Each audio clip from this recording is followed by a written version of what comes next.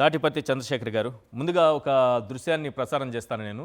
ఈరోజు మీ ఆందోళనకు సంబంధించినటువంటిది, అందులో ప్రత్యేకించి మీకు సంబంధించింది. ఒక పోలీస్ అధికారి మీ గొంతు నులుముతున్నటువంటి దృశ్యాలు అవి.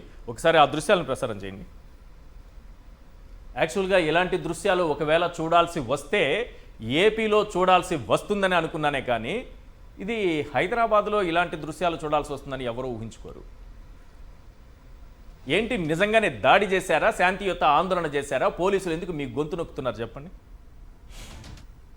అందరికీ నమస్కారం సార్. ప్యానెల్లో ఉన్నటువంటి పెద్దలకి, సాక్షి టీవీ ప్రేక్షకులకి, వీక్షకులకి అందరికీ కూడా ఈరోజు శాంతియుతంగా మేము ఈ కార్యక్రమం చేయాలని, నిరసన వ్యక్తం చేయాలని, ఏబిఎన్ ఆంధ్రజ్యోతి ముందుకు వెళ్ళాలని మేము అనుకుంటూ దాదాపు 8:30 ప్రాంతంలో 9 o'clock ప్రాంతంలో మేము కొంతమంది మాత్రమే, ముఖ్యమైనటువంటి నాయకులు మాత్రమే అక్కడికి వెళ్ళాం. ఎమ్మెల్సీలు, ఎమ్మెల్యేగా ఉన్నటువంటి కొంతమంది. అప్పుడే ఈ అత్యుత్సాహం, ఈ సిఐ ఎవరైతే ఉన్నాడో ఈ వ్యక్తి ఏకంగా మేము ఉన్నటువంటి ప్రాంతానికే వచ్చాడు. టిఫిన్ చేస్తుంటే, ఏం చేస్తున్నారు మీరు ఇక్కడ అంటారు. టిఫిన్ చేస్తున్నామయ్యా, మీకేంటి పని? ఆ టిఫిన్ కాదు, ఏదో చేస్తారని వచ్చినట్టుగా ఉన్నారు కదా అంటే, నీకెట్లా తెలుసు మేమేం చేస్తామని? మేమేం చేయట్లేదు, మేము శాంతియుతంగా ఇక్కడ నిరసన వ్యక్తపరచాలని అనుకున్నాము అని. అప్పటి నుంచే అతను ఆ గేట్ ఎంట్రన్స్ దగ్గరే నిలబడి మమ్మల్ని ఎవరిని పోనివ్వకుండా అడ్డుకున్నాడు. అతను అడ్డుకొని దాదాపుగా 10 నిమిషాలు ఎవరిని వెళ్లకుండా ఆపాడు. మేము ఒకటే అడిగాం, అయ్యా మేము చేస్తుంది కేవలం మా నిరసన మాత్రమే, ఇది ప్రజాస్వామ్యంలో మా హక్కు, దీన్ని ఖచ్చితంగా చేస్తామంటే నువ్వు పోవడానికి వీలు లేదని నేను ముందుకు వెళ్తుంటే నాతోటి పరిగెత్తాడు అతను. దాదాపుగా నన్ను 5 సార్లు 6 సార్లు గొంతు పట్టుకొని, చేతులు పట్టుకొని లాగి వెనక్కి లాగి, అదిగోండి అతను ఇలా నెట్టివేస్తూ, ఈ విధంగా నెట్టివేస్తూ 2-3 సార్లు సిఐ, ఎస్ఐ, ఇంకొక సిఐ మీ మెడ మీద కొట్టారా? ఎస్, కొట్టడం కాదు, ఇలా పట్టి నువ్వు పోవడానికి లేదు అని చెప్పేసి ఇట్లా గొంతు పట్టుకొని ఆపేస్తున్నాడు అతను. గొంతు పట్టుకొని ఆపేస్తుంటే మన వాళ్ళు వచ్చేసి, వాళ్ళు అడ్డు వచ్చేసి అతన్ని తప్పించుకొని మేము ముందుకు వెళ్ళేసి మా నిరసనని వ్యక్తం చేశాం. నేను అడిగాను వారిని, అయ్యా మా భార్యలని మేము ఇంకొకరికి ఇచ్చి పెళ్లి చేస్తాము అంటే దాని అర్థం ఏంటి? ఇంకొకరికి మేము ఇచ్చేస్తాము అని, అంతే కదా? మరి అలాంటి భ్రష్టు మాటలు మాట్లాడినటువంటి యదవని మీరు వదిలేసి, అలాంటి కుల గజ్జి పట్టినటువంటి కుక్కని వదిలేసి, ఆ విధమైనటువంటి వ్యాఖ్యలు చేసినటువంటి ఆ నీచుడిని వదిలేసి, మేము ప్రజాస్వామ్యయుతంగా మేము వెళ్ళి ధర్నా చేయడానికి పోతుంటే మీరు వచ్చి ఎందుకు ఆపుతున్నారు అని నేను మాట్లాడడం జరిగింది. మాట్లాడితే అసలు పోవడానికే లేదు, పర్మిషన్ లేదు, పర్మిషన్ తెచ్చుకోవాలి మీరు అని అంటాడు. మేము ఏమన్నా అక్కడ దాడి చేయడానికి వెళ్ళాలి అనుకుంటే పర్మిషన్స్ అవన్నీ తెచ్చుకుంటాం, లేదా ఎక్కువ మంది మేము ఇక్కడ సేకరించాలనుకుంటే, సమీకరించాలనుకుంటే, ఏదైనా ధర్నా పెద్దగా చేయాలనుకుంటే మేము అన్నీ చేస్తాం. కేవలం మా యొక్క నిరసనని వ్యక్తం చేసి 5 నిమిషాలు అక్కడి నుంచి వెళ్ళిపోతాం. నిజంగా మా పార్టీ ఆ రకమైనటువంటి నిర్ణయం తీసుకోదు కాబట్టి, మా విధానం అది కాదు కాబట్టి అతను ఇవాళ కూడా నడపగలుగుతున్నాడు, ఏబిఎన్ ఛానల్ని నడపగలుగుతున్నాడు. లేకపోతే ఇక్కడ దాకా వచ్చిన వాళ్ళం అక్కడ దాకా పోలేమా? ఇప్పుడు మేము గేటు ముందు నిలబడ్డాం, గేటు ముందు ఉండి నిరసన వ్యక్తం చేసాం. ఎంత దూరంలో ఉన్నారు? 1 అడుగు దూరంలో ఉంది. ఆ గేట్ ఆపుతుందా? ఆ గేట్లో ఉన్నటువంటి మనుషులు ఆపగలుగుతారా? ఆ గేట్లో ఉన్నటువంటి లోపల దాంకున్నటువంటి ఈ బూతు కిట్టు ఆపగలుగుతాడా? ఎందుకు నీకు అంత సిగ్గులేని జన్మ? ఎందుకు నిజంగా దాక్కోపోతే బయటకు వచ్చేవాడు కదా.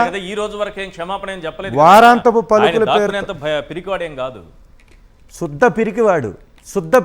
వాళ్ళు ఎదుర్కోవాల్సింది మమ్మల్ని. మాట్లాడాడు కదా, వెన్నెముక లేనటువంటి వాళ్ళు అన్నాడు కదా. నీకు నిజంగా దమ్ము, ధైర్యం, వెన్నెముక ఉంటే రా, బయటికి రా, మమ్మల్ని ఎదుర్కో.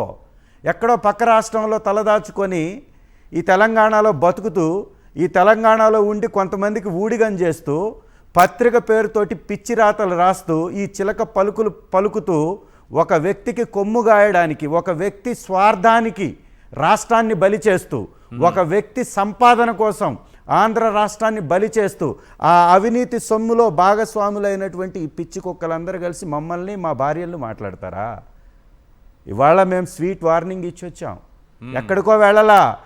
నువ్వు అంత మగాడివి అయితే నువ్వు రా బయటికని అడిగాం. రావాల్సింది. ఎంత దూరంలో ఉంటాడు? పక్కనేగా ఉండేది. ఒకవేళ అక్కడ లేకపోతే, లోపల లేకపోతే పక్కన వాళ్ళ ఇంట్లో ఉండుండొచ్చు, లేదా ఆఫీస్లో ఉండుండొచ్చు, 2 చోట్ల ఉంటాడు కదా. అవును. రావాల్సింది బయటికి, వచ్చి ఎదుర్కోవాల్సింది, వచ్చి మాట్లాడాల్సింది. YSR Congress party 40% vote share, only single largest పార్టీగా ఈ రాష్ట్రంలో ఉంది. ఎవడి జెండాలు మొయ్యలా, ఎవడి అజెండా కోసం పనిచేయాల వైఎస్ఆర్ కాంగ్రెస్ పార్టీ కార్యకర్తలు. మా నాయకుడి కోసం, జగనన్న కోసం, మేము పెట్టినటువంటి పార్టీ కోసం, మా సిద్ధాంతం కోసం, మా జెండాకు ఉన్నటువంటి అజెండా కోసం పనిచేసాం తప్ప వీళ్ళలాగా రాజకీయ నీచులుగా, వ్యభిచారులుగా మారి ఇక్కడ ఒక పార్టీతోటి అంటగాగుతారు, అక్కడ ఒక పార్టీతోటి అంటగాగుతారు. ఇక్కడ ఉన్నటువంటి కాంగ్రెస్ పార్టీని భుజాన్ని ఎత్తుకుంటారు, దేశంలో ఉన్నటువంటి కాంగ్రెస్ పార్టీని తిడుతూ ఉంటారు. ఉచ్చం నీచం లేనటువంటి ఎదవలుగా తయారయ్యి కుల్ల గజ్జి పట్టి వైఎస్ఆర్ కాంగ్రెస్ పార్టీ అధ్యక్షులు వారిని రాజకీయంగా ఎదుర్కోలేనటువంటి వాళ్ళ యొక్క పెంపుడు ఛానళ్ళుగా, పెంపుడు పత్రికలుగా, పెంపుడు కుక్కలుగా, ఇంకా అంతకంటే పెద్ద పదం నేను మాట్లాడాలి కానీ మాట్లాడను, ఎందుకంటే విఘ్నత ఉంది కాబట్టి మాట్లాడను. వాళ్ళని ఏ విధంగా మాట్లాడినా కానీ తప్పులేదండి. భార్యలను తీసుకెళ్ళి భార్యలను తీసుకెళ్ళి మేము ఇంకొకరికి తార్చుతామన్న తర్వాత వాడు మనిషి పుట్టుంటే సారీ చెప్పాలి. ఇవాళ నిజంగా మేము రాళ్ళేయడం పెద్ద పని కాదు, దాడి చేయడం పెద్ద పని కాదు. దాడి ఎవరి మీద జరిగిందో మీరే చూస్తున్నారు కదా. దాడి పోలీసులను అడ్డం పెట్టుకొని లాఠీ పాలసీ, లాఠీలను అడ్డం పెట్టి అక్కడ లూటీ చేస్తారు, ఇక్కడ లాఠీలను అడ్డం పెట్టి ఈ రాజకీయ వ్యభిచారం చేస్తారు. ఇలాంటి దుర్మార్గులు ఆ ABN ఒకటి, ఆ TV5 ఒకటి. ఆ TV5 ఆ నీచుడు అక్కడ వెళ్ళేసి ఆ కార్యక్రమం చేస్తే ఆ గుడిలో ఇవాళకి అతను వెనకేసుకొని తిరుగుతున్నారు. తిరుమల తిరుపతి దేవస్థానానికి ముఖ్యమంత్రి గారి సతీమణి గారు వెళితే ఆ భోజనాలు వడ్డించే దగ్గర వెనక తిరుగుతున్నాడు ఈ పనికి మాలిన పని చేసినటువంటి వ్యక్తి. చైర్మన్ పదవికే మచ్చ తెచ్చి రోత కార్యక్రమాల ద్వారా ఈ కార్యక్రమాల్లో పాలు పంచుకొని కూడా గ్యాగ్ ఆర్డర్ తీసుకొచ్చుకున్నాడు. ఎవడు మాట్లాడకూడదంట. ఈ పనికి మాలిన వాళ్ళు తప్పులు చేస్తారు, నీచాతి నీచమైనటువంటి దిగజారుడు కార్యక్రమాలు చేస్తారు, వాళ్ళ గురించి ఎవరు మాట్లాడకూడదు. ఇవాళ నేను చెప్తున్నాను, ఇదే ఆంధ్రజ్యోతి రాధాకృష్ణ గారు, ఇదే రామోజీరావు గారు, ఇదే బిఆర్ నాయుడు గారు ఈ ఊడిగా మానేసి, ఈ రాజకీయ వ్యభిచారం మానేసి మనుషులుగా మారండి.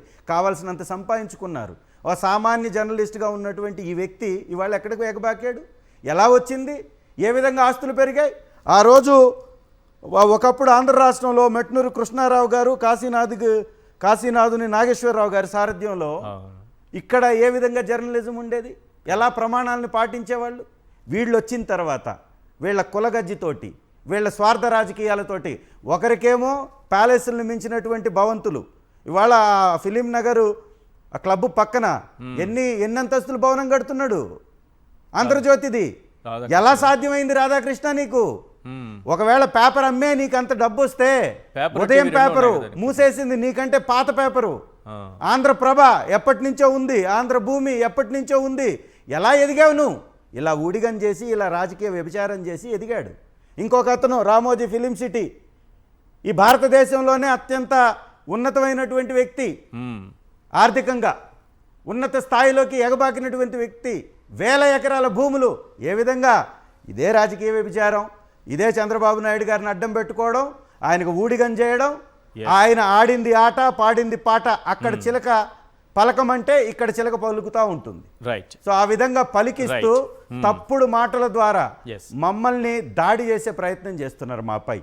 మేము కానీ తలుచుకుంటే నీ గడప వద్దకి ఈరోజు వచ్చాం, నీ ఇంట్లోకి దూరడం పెద్ద కష్టం కాదు, నీ ఆఫీస్లోకి దూరడం పెద్ద కష్టం కాదు, నిన్ను బయటకి రోడ్డు మీదకి లాగడం పెద్ద కష్టం కాదు, నిన్ను రోడ్డు మీద తరవడం కూడా పెద్ద కష్టం కాదు. వైఎస్ఆర్ కాంగ్రెస్ పార్టీ ఆంధ్ర రాష్ట్రంలో రాజకీయం చేస్తుంది. నీలాగా నీచమైనటువంటి కార్యక్రమాలు చేయట్లా. నువ్వు నీచం చేస్తూ నువ్వు తెలంగాణలో ఉండి తెలంగాణ ప్రభుత్వం కాపాడుతుంది అనుకుంటున్నావు. అందుకే ఇవాళ తెలంగాణకు వచ్చి నీ యొక్క ఆఫీస్ ముందు, నీ గడప ముందు, నీ గేటు ముందు నీకు వాన్ చేసి వెళ్ళాం. మారకపోతే నీకు ఖచ్చితంగా నీ నాలుక చీరేస్తాం, గుర్తుపెట్టుకో. రాధాకృష్ణ, మా కుటుంబాల మీద మాట్లాడావు కాబట్టి ఇంతకు మించినటువంటి మాటలు ఒక మనిషిగా మాట్లాడలేము మేము. నువ్వు మాట్లాడతావు, నువ్వు దిగజారుతావు, ఎందుకంటే నీ బతుకే ఆ బతుకు కాబట్టి. ఇవాళ నువ్వెవరితో ఉన్నావు, ఉన్నావు, ఇదంతా ప్రపంచానికి తెలుసు. ఇవాళ కుటుంబాల గురించి మేము మాట్లాడాం కాబట్టి బతికిపోతున్నారు మీరు. ఎస్ కుటుంబాల గురించి మేము మాట్లాడాం కాబట్టి మీరు బతికిపోతున్నారు. పద్ధతి మార్చుకోండి.